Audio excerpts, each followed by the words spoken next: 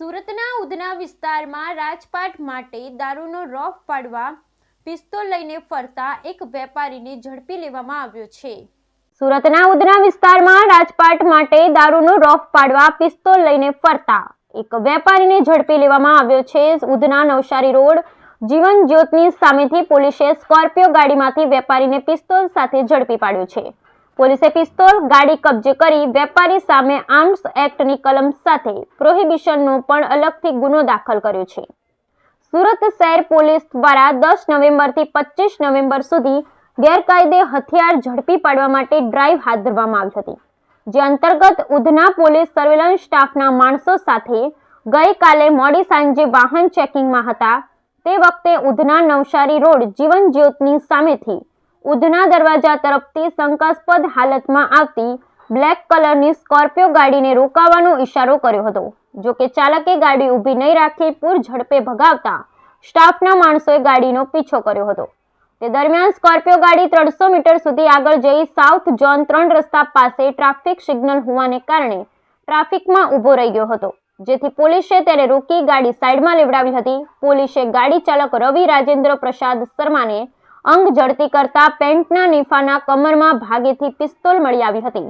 પિસ્તોલનું licence યુપીનું હતું, પરંતુ કોઈ પણ જાતની પરમિશન વગર ગેરકાયદે રીતે લઈને ફરતા હતા। પોલીસે રવિ શર્મા પાસેથી 2.60 લાખની કિંમતની પિસ્તોલ, 10 લાખની ગાડી કબજે કરી હતી। પોલીસે તેની સામે આર્મ્સ એક્ટ મુજબના ગુનાની સાથે ગાડીમાં દારૂની બોટલ અને રવિ શર્માએ દારૂ પીધેલ હોવાથી તેની સામે અલગથી પ્રોહિબિશનનો પણ ગુનો દાખલ કર્યો હતો। ગઈકાલે સમગ્ર સુરત શહેરમાં વાહન ચેકિંગની કાર્યવાહી ચાલુ હતી। આ દરમિયાન ઉધના પોલીસ સ્ટેશન દ્વારા પણ પોતાના વિસ્તારમાં ઉધના નવસારી રોડ ઉપર વાહન ચેકિંગની કામગીરી ચાલુ કરવામાં આવી હતી। રાતના 7 વાગ્યા પછીના આ ચેકિંગના જે કાર્યવાહી હતી એ દરમિયાન એક શંકાસ્પદ વ્હીકલ સ્કોર્પિયો હતી, જે બ્લેક કલરની હતી, એ અહીંયાથી પસાર થઈ હતી। પોલીસે એને રોકવાનો પ્રયાસ કરતાં એ વ્હીકલ રોકાયું ન હતું અને આગળ નીકળી ગયું હતું। આ જાણીને પોલીસને શંકા વધુ મજબૂત થઈ હતી। પોલીસે એનો પીછો કર્યો।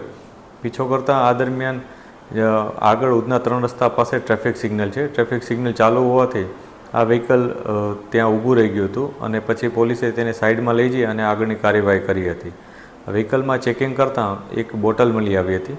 વ્હીકલનો જે ડ્રાઈવર છે એનું નામ રવિ રાજેન્દ્ર પ્રસાદ શર્મા, એણે પોતે પણ ડ્રિંક કરેલું હતું અને એની પાસે એક વેપન પણ હતું। પોલીસે આ વેપન અંગે તપાસ કરી તો એની પાસે એક લાયસન્સ હતું, પરંતુ આ લાયસન્સ ઉત્તર પ્રદેશની રાજ્યની મર્યાદા પૂરતું જ એના પાસે હોવાથી એણે ગુજરાતમાં આ વેપન રાખવા માટેની કોઈ પરવાનગી લીધેલી ન હતી, જે બાબતને લઈ અને પોલીસે એના ઉપર આર્મ્સ એક્ટનો અલગથી ગુનો દાખલ કર્યો હતો।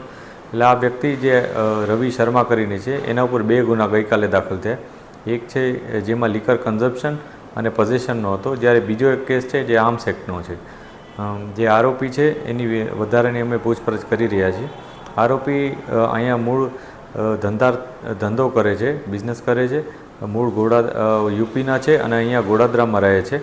એ કેમિકલનો કે એનો બિઝનેસ કરે છે એવી માહિતી છે, પરંતુ પોલીસ એને વેરીફાઈ કરી રહી છે કે એમાં ખરેખર એ શું બિઝનેસ કરે છે, અહીંયા કયા પ્રકારનો એની કામગીરી છે, એ બધી બાબત અમે વેરીફાઈ કરી રહ્યા છીએ।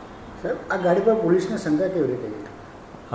પોલીસ જ્યારે ઉધના નવસારી રોડ ઉપર વાહન ચેકિંગ કરી રહ્યા હતા ત્યારે બ્લેક કલરની સ્કોર્પિયો હતી અને એ પોલીસની બાજુમાંથી પસાર થતાં પોલીસને ડાઉટ ગયો હતો, કેમ કે એના કાચ થોડાક ડાઉટફુલ લાગ્યા હતા, પરંતુ એની જે મૂવમેન્ટ હતી એના કારણે પોલીસે એને રોકવાનો પ્રયાસ કર્યો, એ રોકાઈ ન હતી, એટલે પોલીસની શંકા વધુ મજબૂત થઈ હતી। અને જ્યારે ટ્રાફિક સિગ્નલ ઉપર ત્યાં સિગ્નલ ના જે ચાલુ હતું સિગ્નલ, એને કારણે ત્યાં એને રોકાવવું પડ્યું હતું ફરજિયાતપણે, અને એને કારણે પોલીસ ત્યાં એને સરળતાથી એને પહોંચી શકી હતી એની પાસે અને એને સાઈડમાં લઈ જઈને ચેક કર્યું હતું, ત્યારે આ તમામ વિગતો પોલીસની સામે આવી હતી।